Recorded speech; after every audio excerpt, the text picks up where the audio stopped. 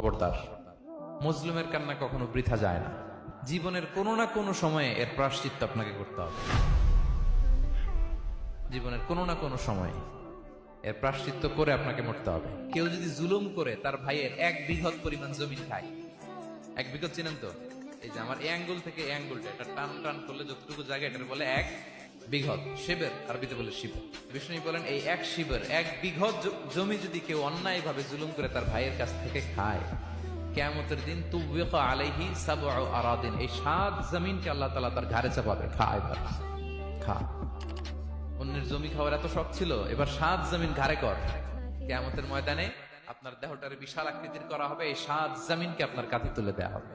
এজন্য আমরা অন্যের রাইটস, অধিকার যেন নষ্ট না করি, কারো উপর যেন জুলুম না করি, কোনোভাবেই না আমরা। সবচেয়ে ভয়ঙ্কর ব্যাপার হচ্ছে আপনি যখন কারো উপর জুলুম করেন, ওই মাজলুম আর আল্লাহর মাঝখানে কোনো ফারাক থাকে না। আল্লাহ ওই ফারাকের পর্দা উঠায় নেয়।